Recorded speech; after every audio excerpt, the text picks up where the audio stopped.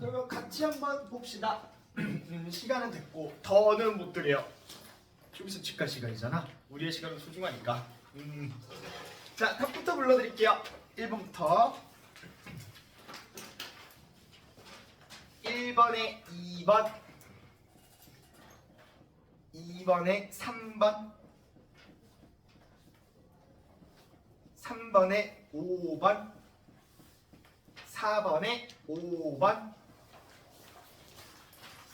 5번에 4번. 혹시 못 들었다? 없으면은 내용을 같이 좀 볼게요. 97쪽 돌아올 거고 본문 오른쪽에 여백들이 좀 있어요. 거기다 필기 좀 같이 하면서 따라오시면 될 것 같아요.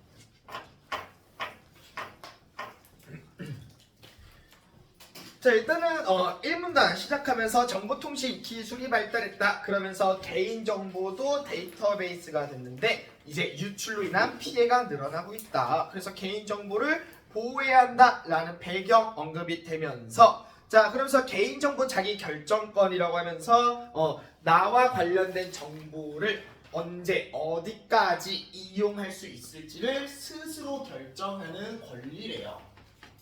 개인정보 자기결정권. 이름이 너무 기니까 그냥 간단하게 씁시다.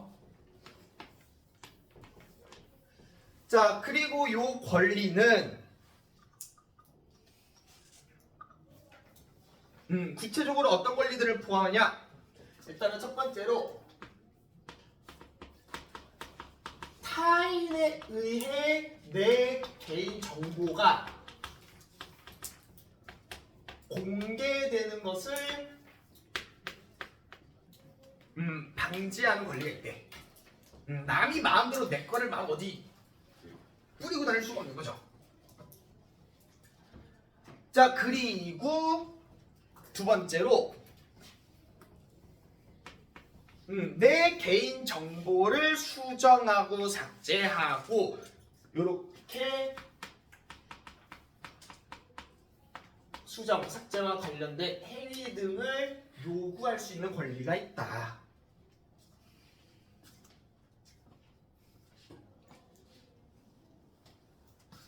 자, 그러면서 이제 헌법 17조에 따라 그것을 근거로 비밀과 자유가 보장되어야 한다는 내용을 근거로 이 개인정보 결정권도 기본 권리, 기본권 중에 하나로 인정받고 있다까지가 1문단이에요.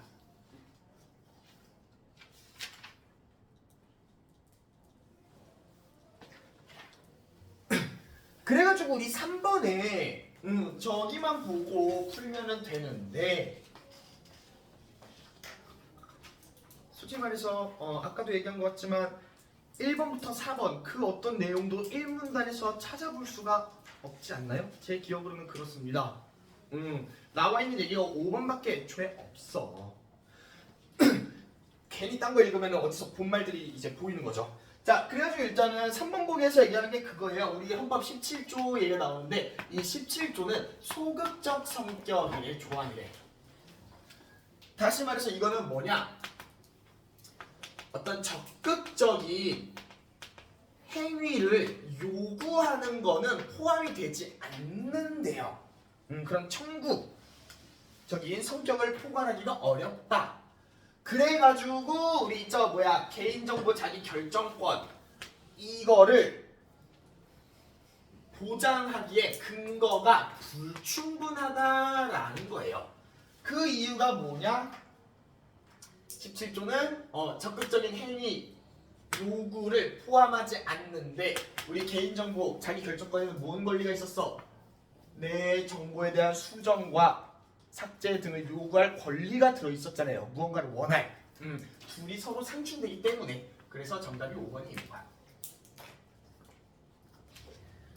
그리고 이제 이렇게 1문단으로 3번 풀어주고 이대로 돌아가기가 아쉬우니까 이럴 때 이제 1번 문제 같은 거 들어가면서 지워주고 지나가면 되는 거예요. 자, 그럼 이제 이어서 보면은 자, 이런 권리, 개인정보 자기결정권을 보호하기 위해서 제정된 법률이 개인정보 보호법. 이 법은 저 권리를 보호하기 위해서 제정이 됐대. 개인정보 보호법 여기 이 법에서 저 법에서 규정하는 개인정보란 일단은 조건 첫 번째 당연히 개인에 대한 이야기여야 돼요. 어디 집단 이런 게 아니고 개인. 그리고 두 번째 조건으로 살아있어야 합니다. 그 다음에 두 번째 어떤 사진이나 이런 걸 딱 봤을 때 누구인지 개인을 식별할 수 있으면 그건 개인정보. 자 근데 딱 어떤 사진만 봤을 때는 개인을 식별할 수가 없어. 그러나 다른 정보들하고 결합을 했을 때 누구인지를 알아낼 수가 있다? 그러면 그것도 개인정보, 즉 보호의 대상이 되는 겁니다. 자, 요게 이 문단이에요. 필요한 내용들만 쭉쭉 뽑아보면은 자, 그리고 지금 이게 그럼 뭐야? 이 법에서 규정하는 개인정보의 범위예요, 범위. 법의 적용 범위가 여기도 그대로 문제로 나오죠. 2번 문제였죠. 4번 문제였죠. 4번 문제. 이 범위에 적용하지 않는 걸 모르는 거죠. 그래서 이제 4번에 정답이 5번이라고 했는데 그래 뭐 이부자 씨를 기리기 위해서 재단의 이름을 만들었다라고 하는데 그래 이부자 씨의 이름은 털렸어. 근데 뭐라고 나와 시작하면서 5번에 생전에라고 나옵니다. 생전에 이부자 씨는 곧 뭐예요? 돌아가셨어요. 죽었어요. 이 조건에 해당하지 못하죠. 그래서 이제 범위 외 정답 5번입니다. 자 그리고 이제 돌아와가지고 산문단 보시면 이 개인정보 보호법에 따라 사전 동의 제도가 만들어졌는데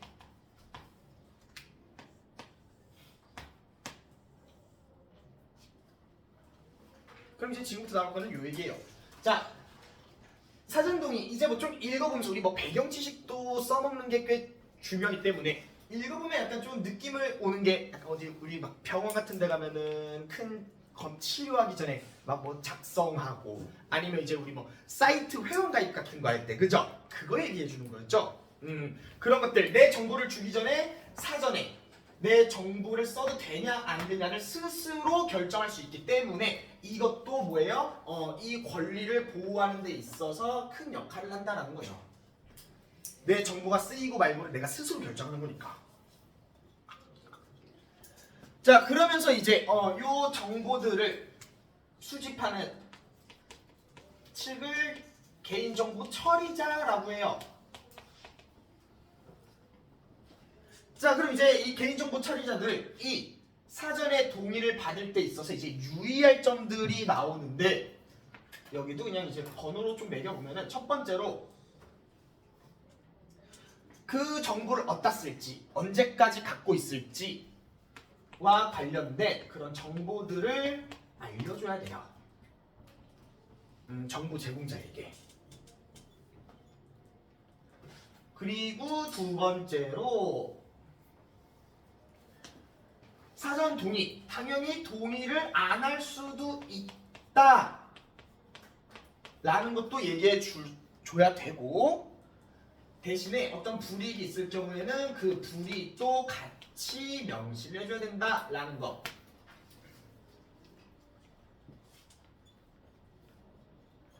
자 그리고 여기서부터 이제 사문단으로 넘어가는데 사문단 시작하면서 나오는 게 고유식별 정보와 민감 정보는 얘네랑 또 따로 별도로 적어놔야 된대. 그게 3문단 시작하면서 나오는 말이야. 고유식별 번호랑 민감 정보는 따로 적어줘야 된다.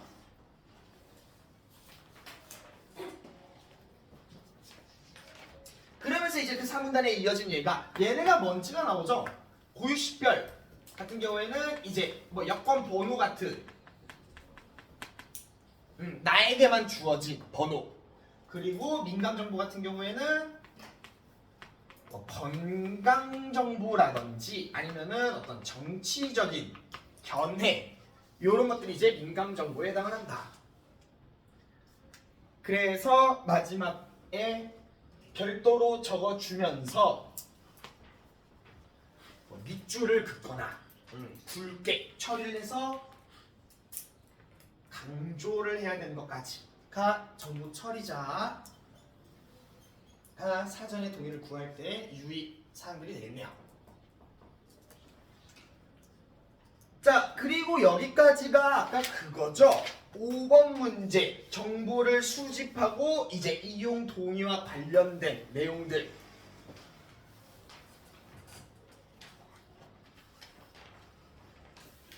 자, 그래서 보시면은요 5번의 정답이 4번이라고 했는데 4번에서 개인의 건강 정보가 고유식별 정보에 해당하는데 개인의 건강 정보가 고유식별에 해당한대요. 맞아요? 이거 어디라고? 민감정보라고 나왔습니다. 잘만 보면은 점수시키는 거지.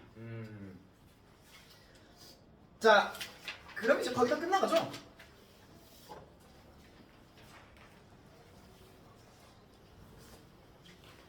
자, 그리고 이제 5문단 같은 경우에서는 이 개인정보보호법에서 그렇게 제공된 개인의 정보가 무분별하게 쓰이고 침해를 받는 상황들을 막기 위해서 딱 목적에만 사용될 수 있는 한으로 그 개인정보를 익명정보로 돌려버린다는 거야. 요 익명정보가 기억이었죠? 무분별하게 이제 침해당하는 상황을 막기 위해서 익명정보로 돌리는데 이거는 뭐냐? 다른 어떤 정보들하고 결합해도 개인을 식별해낼 수가 없어요. 그래서 무분별한 침해를 방지할 수가 있겠죠. 자, 그리고 이 익명정보의 특징들을 몇 개 더 보면은 일단은 첫 번째로 이렇게 한번 익명정보로 돌려버리면 다시 개인정보로 돌리는 거 안 되고요.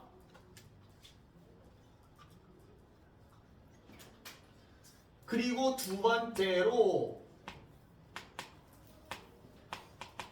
정해진 활용 목적 외에 쓰이는 것, 활용되는 것에 제약이 있다.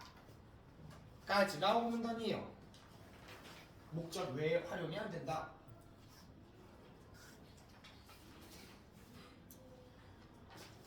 사실 이 문장을 이런 것도 한번 좀 보여주고 싶어서 이 문장이 5문단의 마지막으로 이런 제약도 있어 라고 얘기를 해주는데 이거 앞에서 똑같이 나옵니다.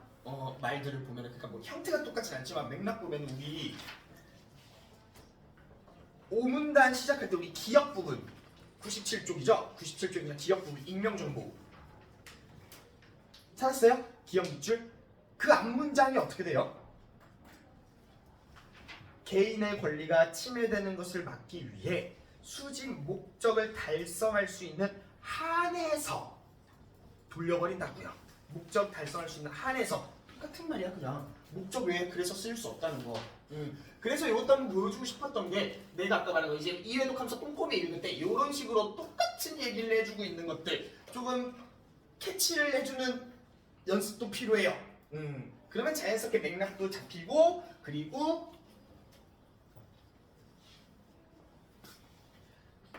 글도 체감상 더 짧게 느껴진다는 거죠. 똑같은 말들이 다 보이면은 졸리지 금방 끝내는 게. 자, 우리 그 다음에 마지막 문단이죠. 그러면 자, 그렇게 이제 익명정보로 돌리는 게 오문단이었는데 시간이 지나면서 최근 정보 활용의 중요성이 커지면서 이 활용의 유용성을 더 높여야 된다라는 주장들이 있대요. 활용을 할 때 있어서 좀 더 유연하게. 미안해, 유연성이네요. 활용에 있어서 좀 더 유연하게 쓸 필요가 있다. 그렇게 그 주장의 대안으로 나온 게 니은 감염정보예요.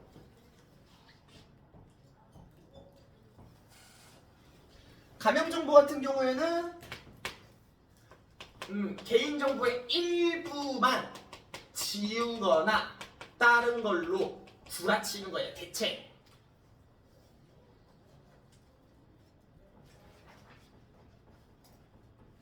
그래서 이제 이런 것들도 딱 보면은 이제 내가 이런 거를 본 적 있나 생각을 한 번씩 해보면 좋은데 당장 생각하는 게 그런 거죠. 우리 뉴스 같은 거 보면 길거리 인터뷰 일반인들 상대로 하면은 자 이렇게 사람 얼굴 그냥 떡하니 나오고 그리고 이제 사는 곳 간단하게 뭐 이제 서울시 송파구 나오고 그 앞에 김 땡땡 이렇게 없애버린다고요. 이런 걸 이제 좀 생각을 해볼 수 있겠네요. 자 그러면서 이제 쭉 가보면은 자 이 감염 정보는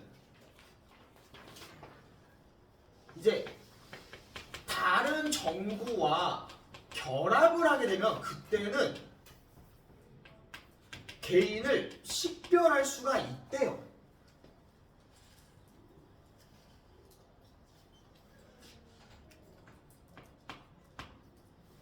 자, 우리 이거 다른 정보와 결합하면 개인을 식별할 수 있다.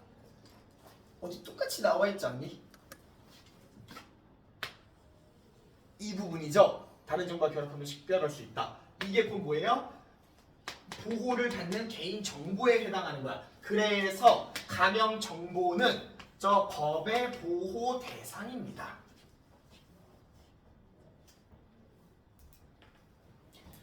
자, 그리고 두 번째. 우리 이거 감염 정보 왜 나왔다 했어? 이거잖아. 유연하게 쓸 수 있게 만들어줘라. 당연히 거기에 대한 대책이 쓰여 있겠죠. 그게 바로 두 번째인데, 자, 이 정보 제공자의 동의가 없더라도 몇몇 분야에서는 이제 쓰고 혹은 그런 분야로 제공할 수 있다는 거야. 동의가 필수가 아니라는 거죠. 써먹는 데 있어서 좀 더 유연한 대처를 할 수 있다. 그리고 마지막,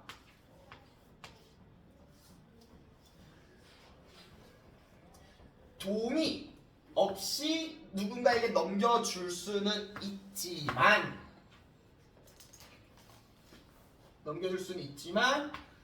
거기에 이제 1번에서 얘기한 개인을 식별하게 만드는 다른 정보는 제공할 수 없어요. 아무리 동의가 필요 없다 하더라도. 그 이유가 무엇이냐? 왜냐? 감염 정보와 개인 정보는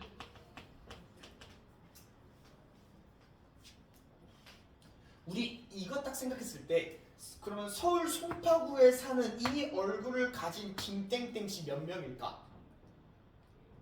한 명이지 않을까요? 한 명?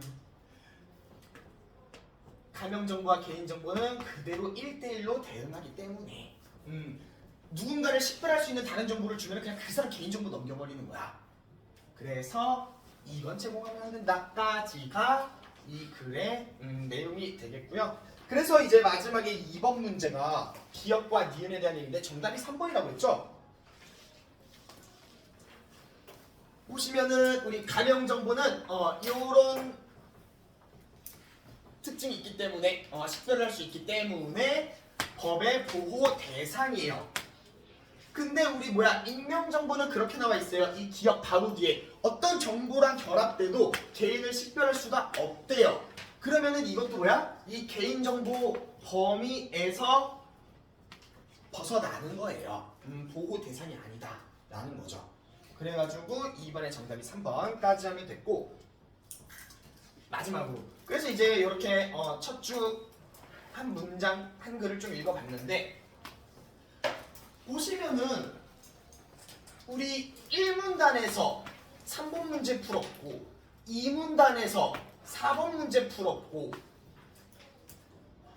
3문단에서 3, 4문단에서 그 뒤에 개인정보 수집 그거 풀었고 마지막 5, 6문단에서 2번 문제 풀었어요. 그죠?